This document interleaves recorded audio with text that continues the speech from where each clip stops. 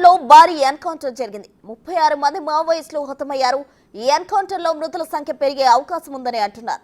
ఘటనా స్థలంలో AK-47 SLR rifles తో పాటు భారీగా ఆయుధాలను పోలీసులు స్వాధీనం చేసుకున్నారు. దంతెవాడ నారాయణపూర్ సరిహద్దులో కాల్పులు జరుగుతున్నాయని పోలీసులు తెలిపారు.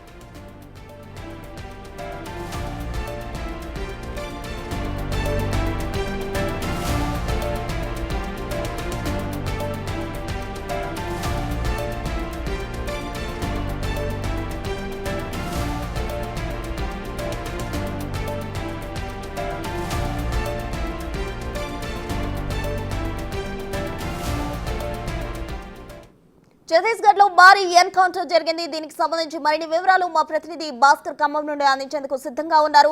భాస్కర్ చెప్పండి, అయితే ఇందులో మృతుల సంఖ్య పెరిగే అవకాశం ఉందంటున్నారు. తాజా డీటెయిల్స్ ఏంటి? ప్రసూన, ఇప్పటికే అబుజుమడ్ రాష్ట్రం మొత్తం కూడా ఒక్కసారిగా ఉలిక్కిపడదని చెప్పుకోవచ్చు. వాస్తవానికి మావోయిస్టులు మొత్తానికి కూడా అదంతా ఒక సేఫ్ జోన్ గా పరిగణిస్తూ అనేక దశాబ్దాల కాలం నుంచి కూడా మావోయిస్టులు తమ కార్యకలాపాలకు అక్కడి నుంచే వ్యూహాలు పొందుతూ అక్కడి నుంచి కూడా పలు పోలీసులకు సంబంధించిన విషయాల్లో మాత్రం వాళ్ళు మట్టుబెట్టిన నేపథ్యం ఘనంగా ఉండదు. ఆ ప్రాంతం వాళ్ళకి అందరికీ సేఫ్ జోన్ గా ఉండటంతో మొత్తానికైతే మాత్రం ఉన్నటి వరకు కూడా ఒక వైపున బెస్తర్ జోన్ కావచ్చు, మరోవైపున సుక్మా జిల్లా కావచ్చు, బీజాపూర్ ఈ పరిసర ప్రాంతాల్లో మొత్తానికైతే మాత్రం నక్సలైట్ల కార్యకలాపాలు ఎక్కువగా ఉన్న నేపథ్యంలోనే ఒక్కసారి కేంద్ర రాష్ట్ర బలగాల సహాయకారాలతో మొత్తానికైతే మాత్రం బెస్తర్ ఫైటర్స్ తోటి మొత్తానికైతే నక్సలైట్లు ఆ ప్రాంతంలో మొత్తానికి వాళ్ళని తుడిచిపెట్టిన నేపథ్యం ఉంది. తాజాగా ఇప్పుడు ఒక్కసారిగా అబ్బుపాడు ప్రాంతంలోనే సైనిక దళాలు మొత్తం కూడా ఏకమై ఒక్కసారిగా పక్కాగా అక్కడ మా నక్సలైట్లు పదుల సంఖ్యలో వాళ్ళంతా సమావేశం అయిపోయి రిక్రూట్మెంట్ సంబంధించినటువంటి విలువైనటువంటి ప్రోగ్రాం జరుగుతుందనేది పక్కా సమాచారం అక్కడ ఉన్న భద్రతా సిబ్బందికి అందిన నేపథ్యంలోనే అబుజుమడ్ పరిసర ప్రాంతం మొత్తాన్ని కూడా పోలీసులు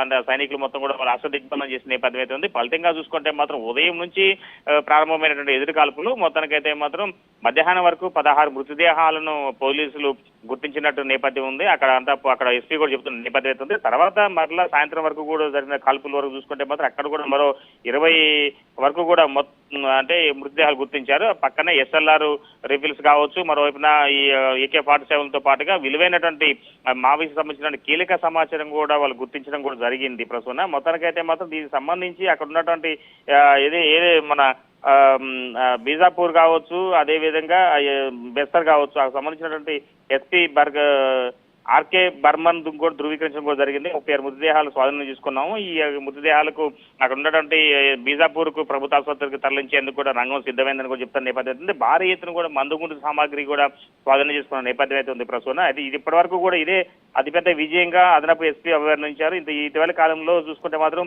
36 మంది పైగా మావోయిస్టులు మట్టిపెట్టినటువంటి చరిత్ర లేదు. ఇది ఒక్కటే ఈ ఆపరేషన్ కాగర్ లో భాగంగానే మరోవైపున డబుల్ ఇంజిన్ సర్కార్ అంటూ మరోవైపున అక్కడ కాసేపటి క్రితమే ఛత్తీస్గఢ్ సీఎం విష్ణుదేవ్ అక్కడ భారీ బహిరంగ సభ కూడా జరిగింది. ఆ సమీపం అంటే వేరే జిల్లాలో ఆ రాష్ట్రంలోనే. అయితే ఈ యొక్క ఎన్కౌంటర్ ఘటన తెలుసుకున్న తర్వాత సాక్షాత్ ఒక సీఎం కూడా అంటే డబుల్ ఇంజిన్ సర్కారు భారీ ఎత్తున పనిచేస్తుంది. ఇటీవల అమిత్ షా రాష్ట్ర పర్యటన నేపథ్యంలోనే నక్సలైట్ల కార్యకలాపాలు పూర్తి స్థాయిలో వాటిని కుక్కడేలతో సరే నిర్మూలించడం చేయాలని చెప్పారు. సంకేతాలు ఇవ్వడం కూడా జరిగింది. దానిలో భాగంగానే ఆపరేషన్ కాగర్ అనే ఒక పేరుతోటి మొత్తానికైతే కేంద్ర రాష్ట్ర బలగాలు ఎక్కువగా సాయుధ బలగాలతోటి మావోయిస్టులు మట్టుబెట్టే విధంగా వారి యొక్క కార్యకలాపాలు ఎక్కడైతే వాళ్ళు ఎక్కువగా స్థావరాలు ఉన్నాయో ఆ స్థావరాలను గుర్తించినందుకు పక్కాగా ఒక ఇన్ఫర్మేషన్ టెక్నాలజీని వాళ్ళు సేకరించుకునే పనిలో భాగంగా ఉన్నారు. దాంతో భాగంగానే ఇటీవల కాలంలో కేరళలో కూడా ఒక గద్దకు నిన్న ఒక రాబందు అంటే ఒక గద్దకు ప్రత్యేకమైనటువంటి ఒక GPS ట్రాక్ ఉన్నటువంటి ఒక CC కెమెరా కూడా గుర్తించడం కూడా జరిగింది. ఆ ప్రాంతంలో అది బయట నుంచి వచ్చినట్టుగా అక్కడ స్థానికులు కూడా నిన్న అలచల్ అయిపోయింది ఆ ప్రాంతం అంతా కూడా. అంటే ఇదంతా చూసుకుంటే మాత్రం పక్క ప్రణాళికతోటి అంటే వీళ్ళకి ఉన్న సమాచారం మేరకు అక్కడ ఏరియాలో మావోయిస్టులు సంచరిస్తున్నారు, వాళ్ళ కార్యకలాపాలు ఉండబోతున్నాయనేది ఒక 2 రోజుల ముందు తెలిసిన నేపథ్యంలోనే వాళ్ళంతా కూడా కేంద్ర సాయుధ బలగాలు మొత్తం కూడా ఆ ప్రాంతాన్ని చేరుకోవడం, అబుజుమడ్ మొత్తాన్ని కూడా చుట్టుముట్టేసి ఆ ప్రాంతాన్ని మొత్తం అష్టదిగ్బంధం చేయడంతో 36 మంది పైగా ఇప్పటి వరకు మట్టుబెట్టిన నేపథ్యం ఉంది. ఇంకా మృతుల సంఖ్య పెరిగే అవకాశం కూడా ఉందన్నట్టు ఒకవైపు పోలీసు వర్గాలు కావచ్చు, మరోవైపు రాష్ట్ర ప్రభుత్వం కూడా అక్కడ చెబుతున్న నేపథ్యం అయితే ఉంది. ప్రస్తుతం మొత్తానికి ఏది ఏమైనా సరే మాత్రం ఇటీవల కాలంలో చూసుకుంటే మాత్రం గత జనవరి నుంచి ఇప్పటి వరకు చూసుకుంటే మాత్రం సుమారు 200 మంది పైగా మావోయిస్టులను మట్టిపెట్టిన చరిత్ర ఛత్తీస్గఢ్ రాష్ట్రం ప్రభుత్వానికి ఉందని చెప్పుకోవచ్చు.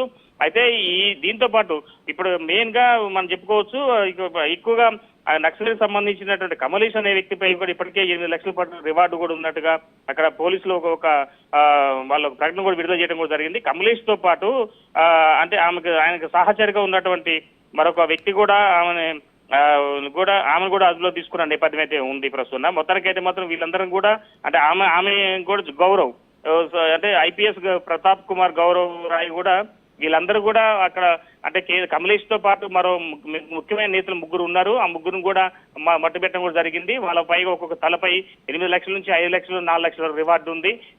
గతంలో పోలీసులను హత్య చేసిన అంటే మందుపాత్రలు పెట్టి పేల్చిన ఘటనలో వీళ్ళంతా నిందితులుగా గుర్తించడం కూడా జరిగిందని అక్కడ గౌరవ్ ఎస్పీ కూడా చెప్పడం కూడా జరిగింది. ప్రస్తుతం మొత్తానికైతే మాత్రం మరోవైపున సీఎం నుంచి కూడా పూర్తి సహకారం, మరోవైపున కేంద్రం కూడా ఈ జరుగుతున్న ఆపరేషన్ కాగర్పై కూడా పూర్తిగా కేంద్రం దృష్టి సారించడంతో పాటు మాత్రం మొత్తానికైతే నక్సలైట్లను మట్టుబెట్టలను మాత్రం ఒక పథకం ప్రకారం వ్యూహం పన్నారని చెప్పని విజయం సాధించిందని చెప్పుకుంటూ సంబరాలు చేసుకునే నేపథ్యం అయితే ఉంది. కానీ ఇంతవరకు ఎలాంటి పోలీస్ సిబ్బందికి మాత్రం ఎలాంటి ఒక చిన్న దెబ్బ కూడా కలగకపోవడం తోటి ఇదంతా పక్క వ్యూహంతో జరిగిందని చెప్పుకోవచ్చు అని మరోవైపున కొంతమంది భావిస్తున్న నేపథ్యం ఉంది. ప్రస్తుతం రెడ్ భాస్కర్, థ్యాంక్ యూ.